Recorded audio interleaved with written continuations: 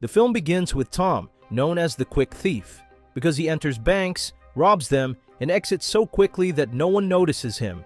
He leaves no trace behind. His reputation spreads across the country as he has committed 8 bank robberies over 6 years, and so far, the government has been unable to identify him or capture him. After some time, Tom visits a storage rental company where he meets the booking clerk, Annie, and they get to know each other. It's clear that Tom is attracted to her, and she feels the same way about him, leading them to start a relationship. A year later, Tom shows interest in renting a house. He sneaks in through a window and opens the door for Annie to show her the place. He talks to her and tells her that they've been together for a year and it's time to get married. He explains that he brought her here to see what she thinks of the house they will live in. Annie is overjoyed and agrees to marry him. Tom then says he has something else to tell her, which might come as a surprise, but Annie asks him to save it for another day as she's already happy with the marriage proposal. The next day, Myers is sitting in his car, eating with his dog, looking quite upset. He even talks to the dog, promising to bring her plenty of food. Afterward, he takes the dog and heads to his job at the FBI office. When his colleague Baker sees him, he asks about the dog, and Myers explains that it's the dog of his ex-wife Lisa, whom he recently divorced. Lisa chose to take the house while he got the dog. Baker asks why Myers didn't choose the house, and Myers explains that Lisa's lawyer was aiming to make him give up the house, cars, and stocks, but the judge ruled to divide everything equally except for the house and the dog. So, his ex-wife took the house and he took the dog. Meanwhile, at the Charleston Hotel, Tom contacts the FBI office, speaking to the receptionist and asking to talk to a senior officer about an urgent matter. He is transferred to speak with Baker, and Tom tells him that he is the Quick Thief and wants to turn himself in. Baker is skeptical and asks for his name, requesting details about the crimes he's committed. Tom explains that he has robbed 12 banks in 7 different states over 8 years, and he has over $9 million in cash. No one knows his identity. Baker asks for his location, but Tom says he wants to make a deal first before revealing his whereabouts. He offers to surrender and return all the money he stole, down to the last dollar, in exchange for a reduced sentence of no more than 2 years in a correctional facility near Boston with full visitation rights. When Baker asks why he is willing to confess under such conditions, Tom explains that he met a woman he loves and wants to spend the rest of his life with her without lying to her. He wants to leave his criminal past behind for her because she means more to him than all the money in the world. When Baker asks for more details about the deal, Tom insists he's ready to discuss it, but only after they confirm that he is, indeed, the Quick Thief. Because it's not the first time someone has called the FBI pretending to be the thief. About 15 people have done so before him. Therefore, they need to verify his identity first. Tom insists that he's the real thief and is ready to surrender. Baker takes down his address and promises to send investigators to meet with him and verify his story. The next day, Baker informs Nivens and Hall that another anonymous caller has claimed to be the Quick Thief.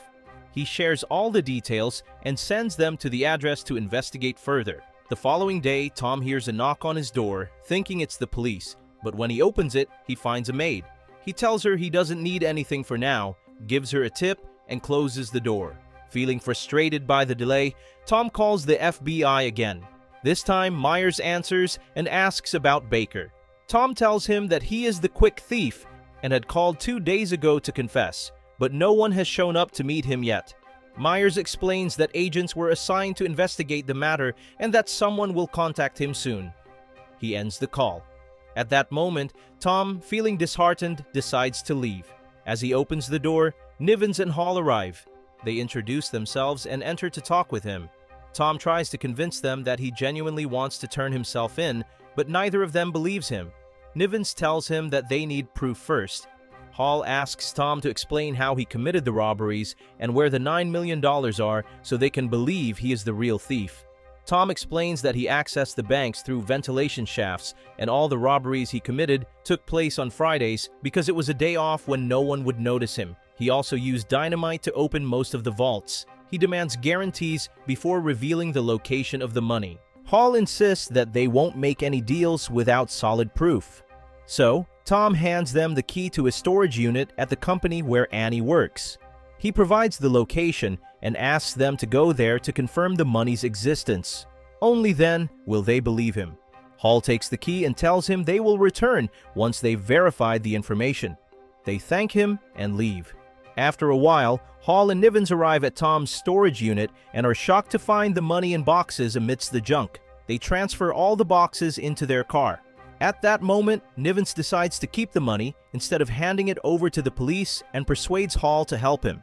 Nivens convinces Hall that turning in the money won't benefit them and that this is a rare opportunity.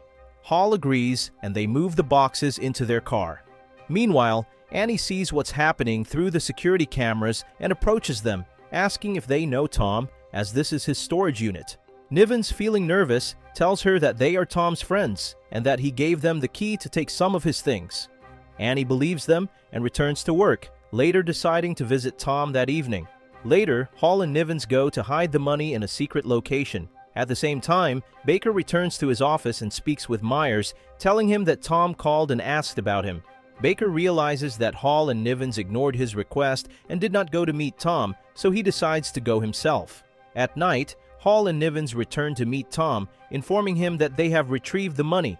Tom realizes they now have the evidence and asks them to complete the deal he offered. At that moment, Nivens pulls out 2 guns, pointing one at Tom and handing the other to him, ordering him to shoot himself to make it look like a suicide. Tom realizes they plan to betray him, telling them that he anticipated this and that the money they found is only $3 million. He kept the rest to ensure his safety. Just then, Baker arrives at Tom's room and knocks on the door, making Hall and Nivens nervous as they don't know what to do. Nivens orders Hall to open the door. When Baker enters, he is surprised to see Nivens holding a gun. When he asks Nivens why, Nivens points the gun at Baker and shoots him, killing him instantly. At that moment, Tom attacks Nivens and jumps with him out of the window. As they fall to the ground, Tom punches Nivens. He then discovers that Annie was standing beneath the hotel and saw everything. He takes her, gets into a car, and flees. Meanwhile, Hall and Nivens get into their car and chase them. Later, Tom stops the car and gets out with Annie, hiding in another vehicle in a nearby parking garage. When Hall and Nivens find Tom's empty car, they realize he must still be nearby as he hasn't managed to escape yet. They search the garage but eventually give up and leave. At that point, Tom and Annie emerge from their hiding spot, steal a car, and escape. They reach a safe place, and Tom begins telling Annie everything. He confesses that he is the quick thief and that he wanted to turn himself in to leave his past behind and start a new life with her. He explains what happened at the hotel and assures her that he didn't kill Baker and that he has never killed anyone. He also tells her that he hasn't done anything wrong since meeting her because he loves her deeply. Afterward, they get into the car again, and Annie tells Tom that the company's security cameras recorded Hall and Nivens loading the boxes into their car. Tom understands the plan and tells Annie that he will drop her off somewhere nearby and asks her to call the authorities after he leaves, telling them that he forced her into the car as a hostage, but that she resisted and escaped. He explains that if she doesn't do this, she will be implicated in the crime with him, as Hall and Nivens will frame him for Baker's murder and no one will believe a thief like him. However, Annie refuses to follow his plan and Tom reluctantly agrees. He tells her that he will take her to a bus station because she must leave the city temporarily while he finds a way to prove his innocence.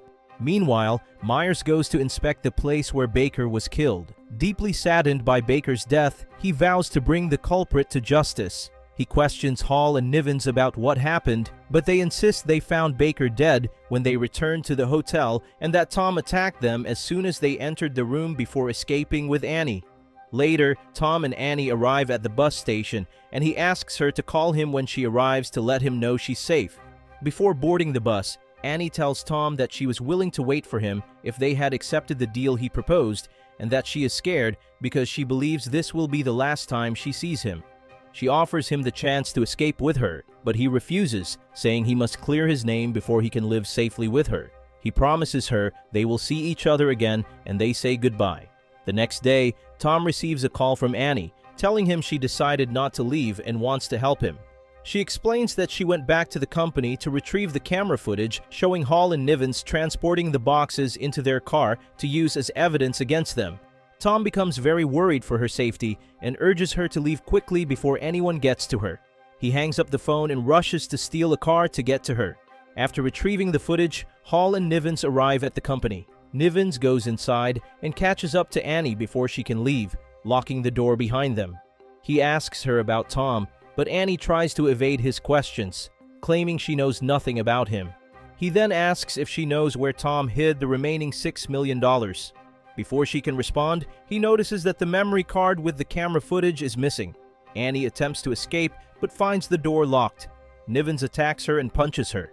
Annie grabs a pair of scissors and stabs him in the leg, but when she tries to escape again, Nivens hits her head against the desk, knocking her unconscious. At that moment, Hall enters and is shocked to see Annie lying on the ground. He checks her pulse and tells Nivens that she's dead. Nivens orders him to search her clothes because he's sure she took the memory card containing the footage, but Hall insists that she doesn't have it and tells him they need to leave quickly. They both leave the scene. As time passes, Tom arrives at the company and finds Annie unconscious on the floor. He quickly takes her to the car and rushes her to the hospital, but he sees police officers there. He leaves Annie at the hospital and flees. On the same day, the police receive a radio report about Tom's whereabouts. At this moment, Hall and Nivens decide to go after him. When they arrive, Tom rams his car into theirs and they exchange gunfire, but Tom manages to escape. On his way, he encounters Myers and tries to flee from him, but Myers pulls out his gun and gives chase. He follows Tom into a building where he is hiding, and when Tom sees him, a fierce fight breaks out between them. Tom manages to knock the gun out of Myers' hand, grabs it, and threatens him, ordering him not to move. Tom talks to him, explaining that he didn't kill Baker and recounts what really happened. He tells Myers that it was Nivens who killed Baker and stole the money, framing him for the crime. He also explains how they attacked Annie at the company because she had the recordings that could incriminate them. Myers asks Tom to surrender and promises to help him expose the truth. But Tom tells him he will reveal the truth his way, tosses the gun aside, and escapes. That night, Nivens and Hall go to the hospital where Annie is staying. Nivens asks Hall to go inside and find a way to kill Annie because he had lied earlier, telling him that she was dead. But Hall refuses, saying he doesn't want to get involved in more crimes. Nivens responds that Hall is already implicated, so he decides to do it himself and heads to Annie's hospital room. However, he finds Myers in the room and quickly backs off, leaving. The next day, Hall senses something strange in his home. Feeling anxious, he grabs his gun and heads to his garage. Suddenly, Tom attacks him with a baseball bat, threatening to kill his family if he doesn't cooperate. Hall agrees and tells him that he has the memory card with the surveillance footage and that he hid it from Nivens on the day they went to the company. He also tells Tom where Nivens stashed the money and warns him that Annie needs to be taken out of the hospital because Nivens plans to kill her. Afterward, Tom rushes to the hospital and takes Annie to safety. They return to the hotel where they were staying. 2 days later, Tom parks his car in front of Nivens' house with Annie. Tom calls Nivens and demands that he confess to killing Baker and stealing the money. When Nivens refuses, Tom tells him he should leave the house immediately if he values his life because he has planted bombs inside. Tom begins counting from 1 to 10, and when he reaches the last number, he presses a button on the remote, causing a massive explosion that destroys the entire house. However, Nivens had already left the house before the blast and escaped in his car. At that moment, Nivens receives another call from Tom, who gives him one last chance to confess. When Nivens refuses again and hangs up, he heads to the location where he hid the $3 million. He calls Hall to tell him what happened and asks him to come to the house where the money is hidden. Hall agrees.